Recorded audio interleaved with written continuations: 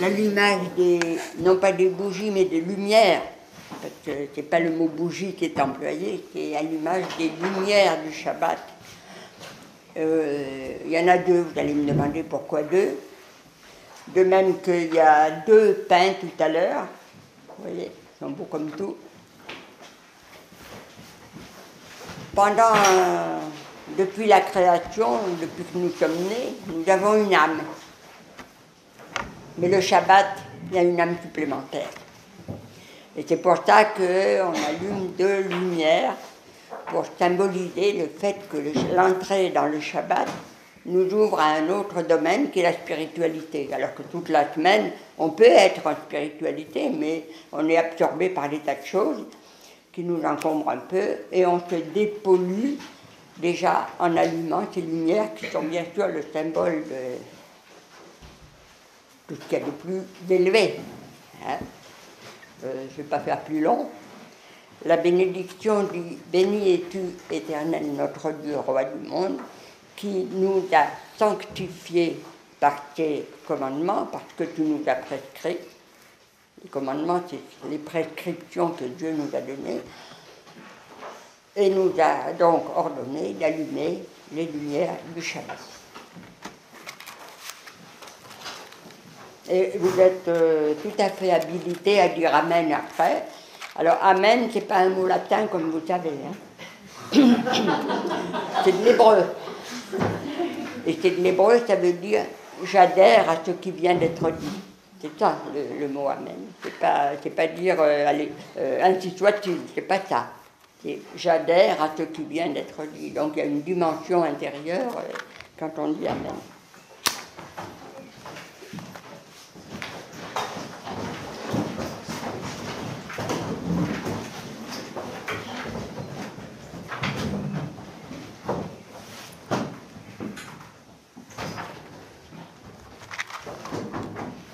Baruch atah Adonai Eloheinu melech haolam asher kiddushanu b'mitzvotav v'tivanu lehadlik ner shel Shabbat. Amen. Amen. Avec conviction. Alors pourquoi on a mis les mains? Simplement pour cacher, parce que la bénédiction a précédé le fait de remplir une mitzvah. Béni es-tu qui nous a prescrit, on va faire ce qui a été prescrit. Avant d'avoir dit la bénédiction, on ne peut pas en profiter. Il faut d'abord dire la bénédiction et on en profite. Là, alors, pendant la bénédiction, on ne regarde pas.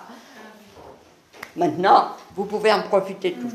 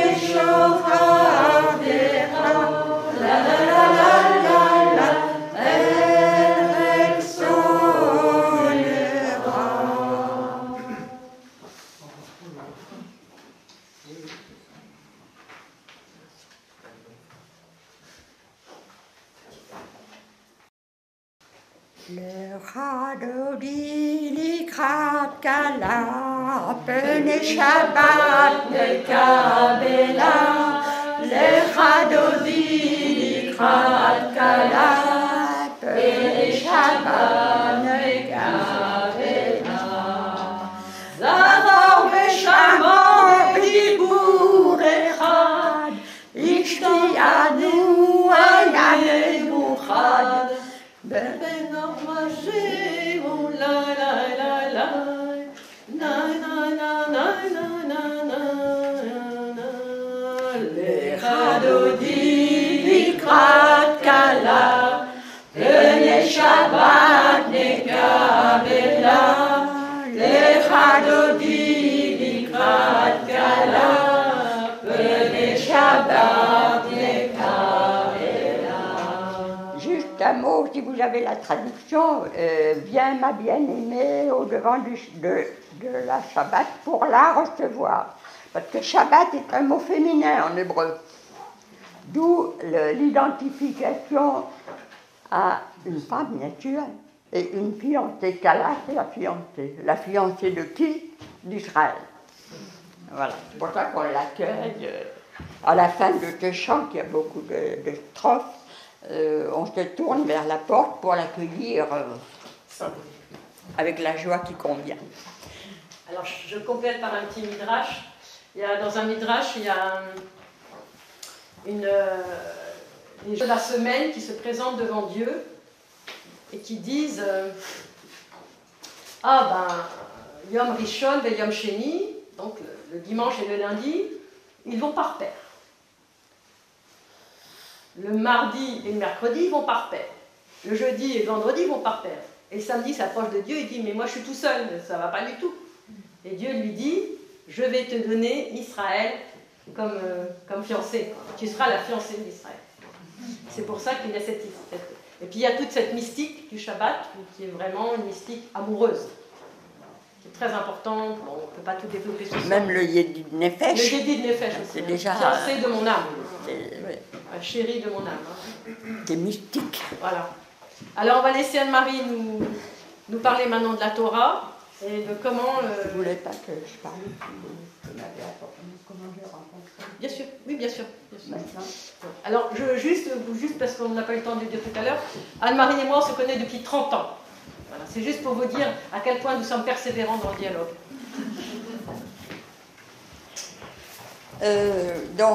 Tout d'abord, puisque c'est un week-end d'anniversaire, eh bien, joyeux anniversaire aux chrétiens orthodoxes en dialogue avec le judaïsme. Félicitations d'avoir atteint cet âge. Et puis, pour moi, c'est aussi la joie de revoir certains visages, puisque effectivement, je connais Sandrine, mais aussi, grâce à elle, j'ai pu en connaître certains d'entre vous. Alors, j'ai un engagement de longue date à l'amitié judéo-chrétienne de France, et pas de France, où Sandrine, je crois que c'est là qu'on s'est connus. Non, c'est à Davar. Oui. C'est pas la même association, mais c'est aussi une association de dialogue. Et ce n'est qu'en 2019, alors que je fréquente les chrétiens depuis... il y en a certains d'entre vous qui n'étaient pas nés. Donc, ce n'est qu'en 2019, lors d'un séminaire, que je vous ai approché, les chrétiens orthodoxes. Et vraiment, enfin, je veux dire, au Balme, où nous accueillaient Michel, de mémoire bénie, et Brigitte Sologoub. Alors, comme elle vient de le dire, ça fait 30 ans, moi, sa fidèle amitié, sa volonté, son travail sur les grands textes du judaïsme et des pères de l'Église,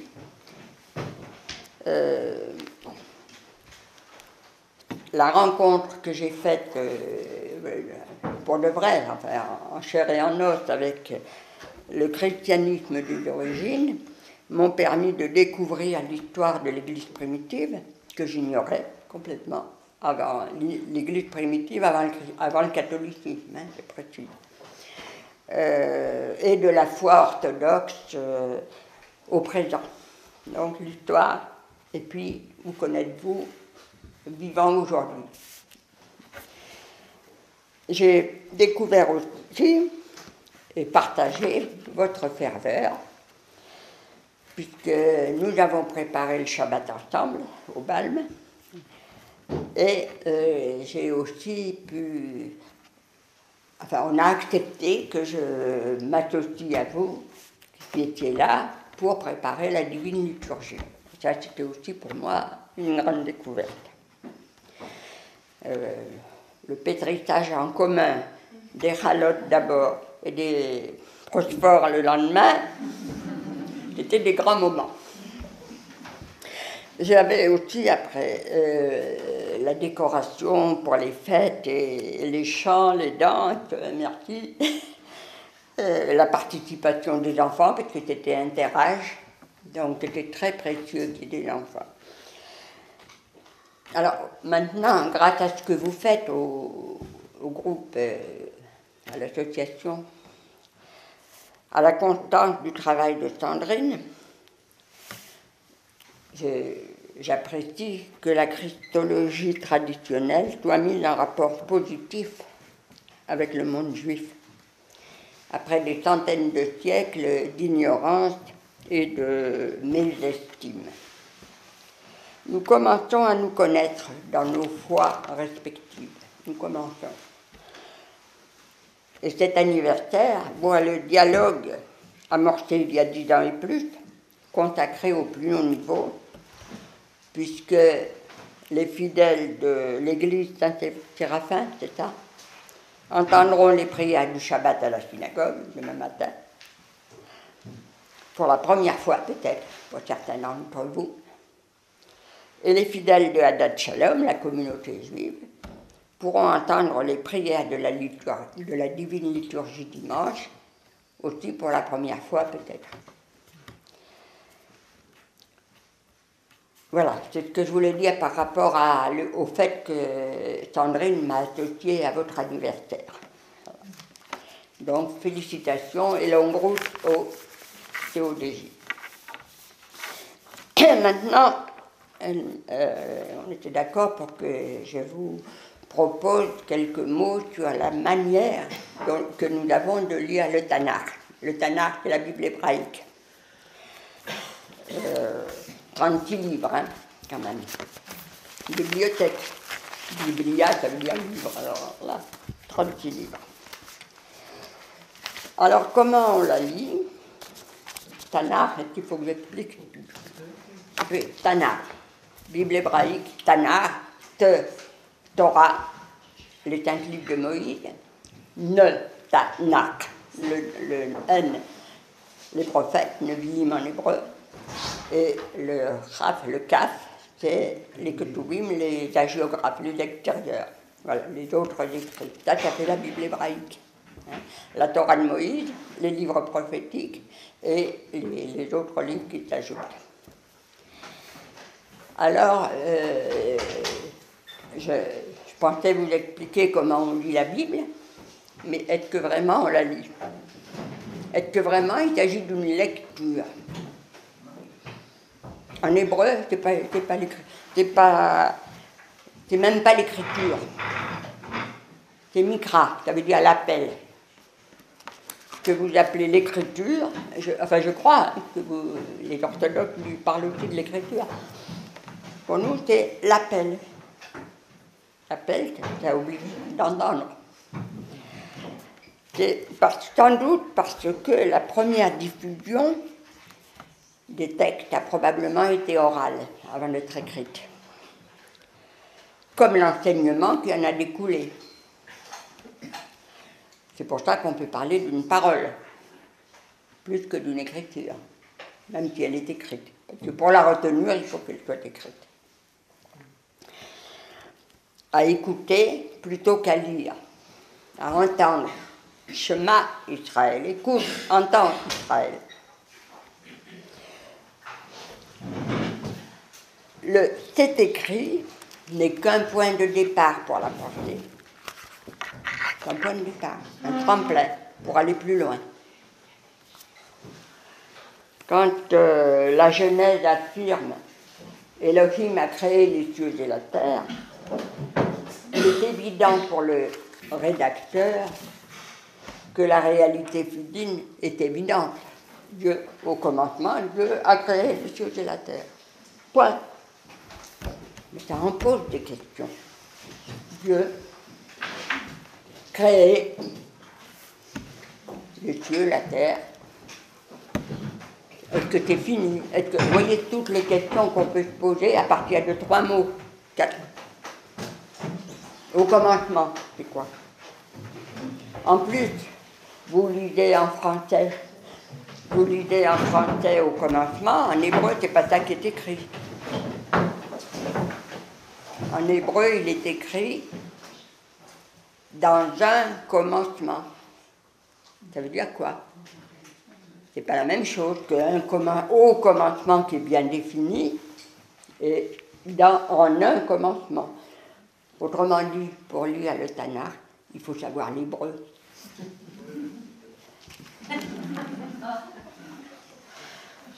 Alors, on peut voir dans la Bible un livre d'histoire, une mythologie, une description de la condition humaine, surtout sur les psaumes, un enseignement éthique, toutes les lois, un message spirituel.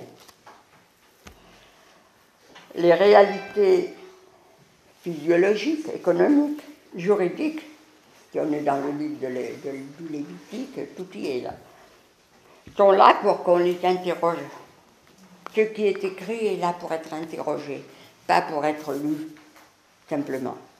Interrogé. Je vous ai donné un exemple avec 3 mots.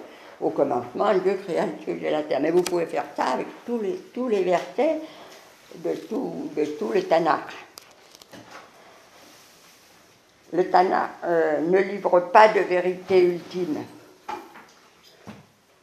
C'est plutôt la pensée hébraïque qui est exposée et comment elle envisage la place de l'homme en relation avec la création, en relation avec le Créateur, en relation avec autrui, en relation avec la nature, avec lui-même aussi.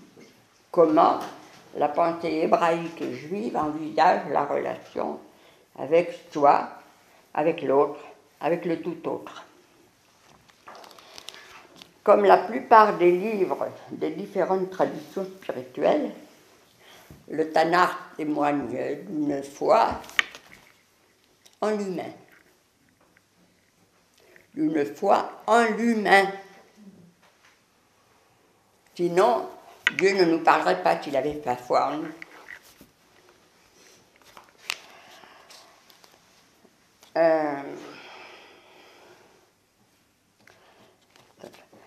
Alors, en ce qui nous concerne, donc j'ai parlé de questions. Tu me dis quand il faut que je m'arrête. Hein. En ce qui nous concerne, la lecture, entre guillemets, donc j'ai dit que c'était vraiment une lecture, c'est une étude. Le texte, je vous dis qu'il est fait pour être interrogé, ça veut dire qu'il est fait pour être étudié. Pas seulement. Alors l'étude, qu'est-ce que c'est? C'est pas seulement une activité intellectuelle. C'est une quête, c'est un travail intérieur, une aptitude dans laquelle on se met à se laisser transformer par une parole si on admet qu'elle vient d'ailleurs que de nous-mêmes. Donc, se laisser transformer.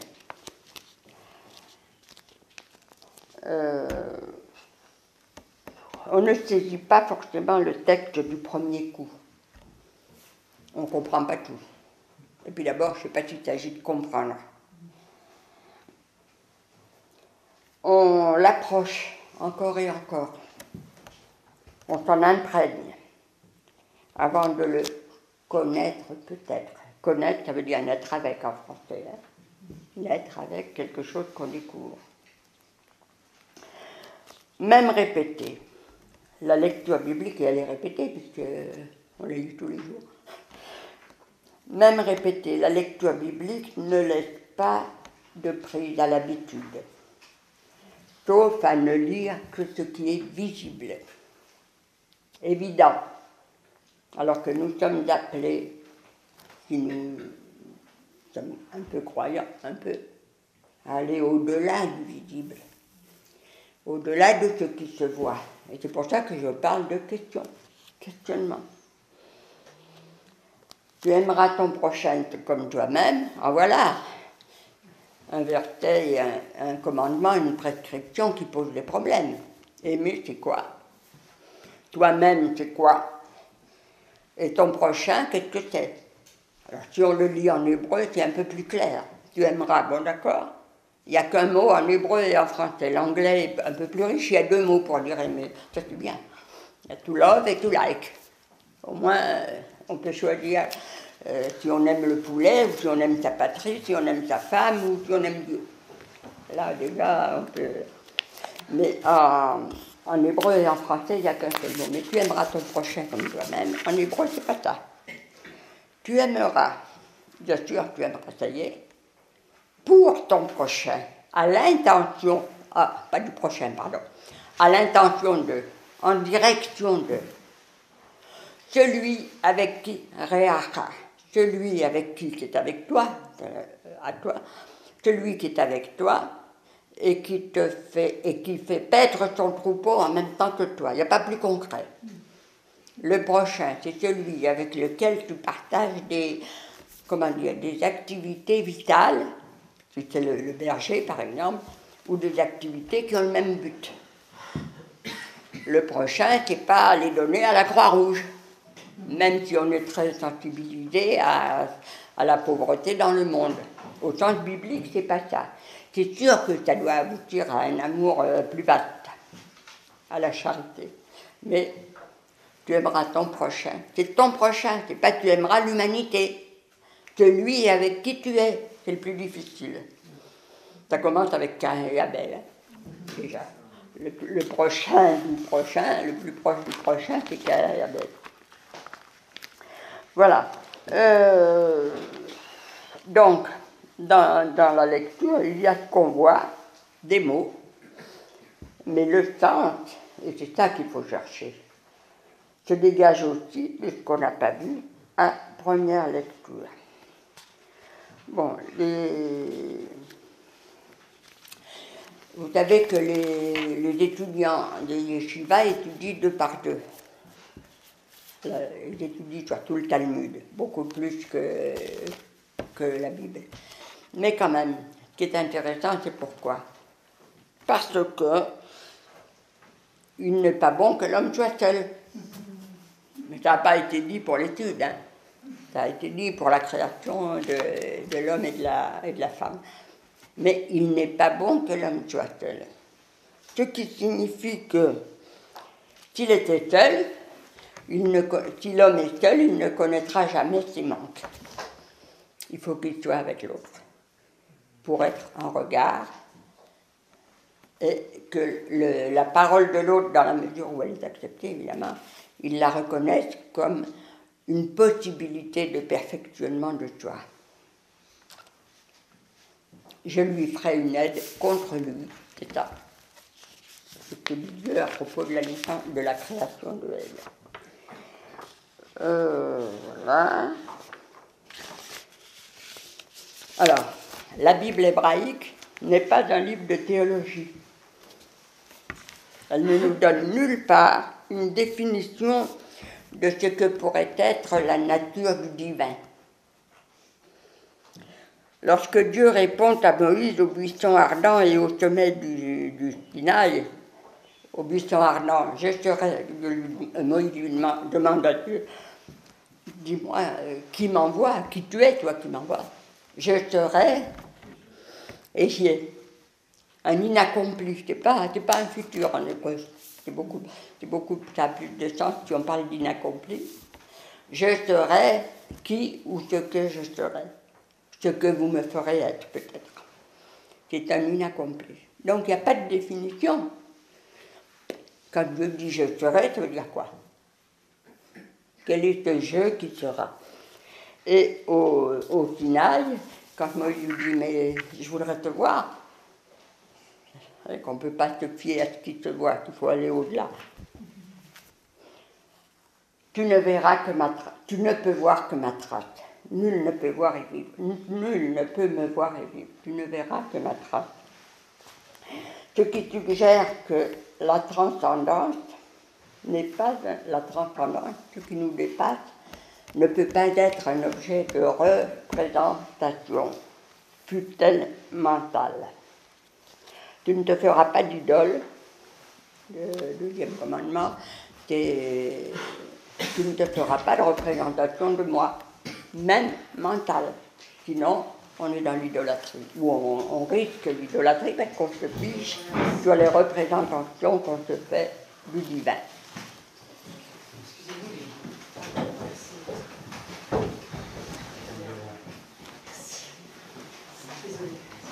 Juste pour terminer,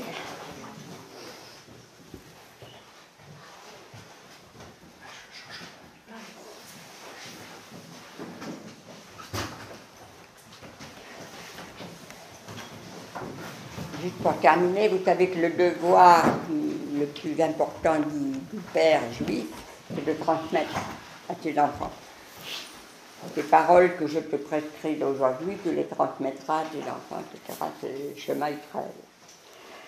Notre lecture-étude, donc notre lecture qui n'est pas simplement de l'ordre du voir, mais de l'ordre de la quête, est ainsi transmise de génération en génération.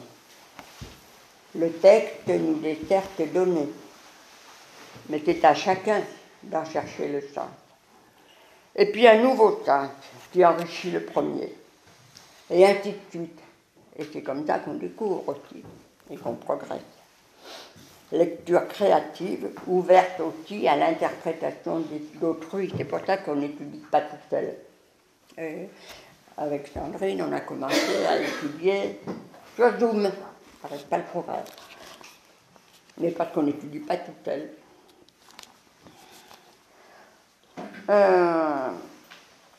Cette persistance de l'étude a structuré l'identité du peuple juif. Dialogue constant entre les textes et les contextes, qui nous a sans doute donné des raisons pour parvenir, ou des moyens plutôt que des raisons, des moyens, pour parvenir à repartir au-delà de la catastrophe, qu'il s'agisse de la destruction du temple en 70, de l'expulsion d'Espagne en 1492, de la Shoah. On est toujours là. On est toujours en train d'étudier. Est-ce que je peux dire après le pogrom du 7 octobre 2023.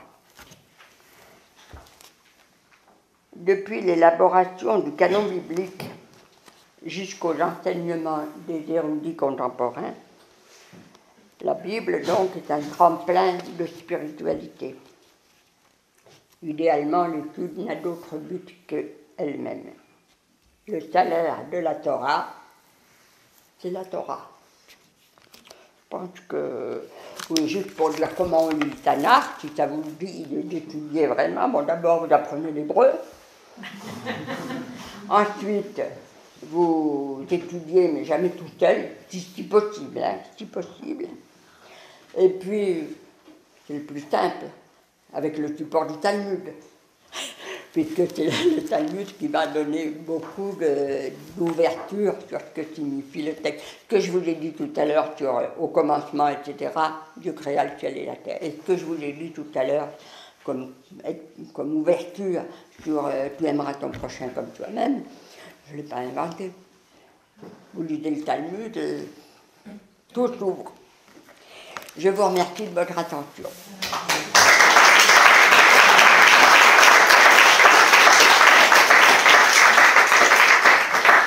Vivez-nous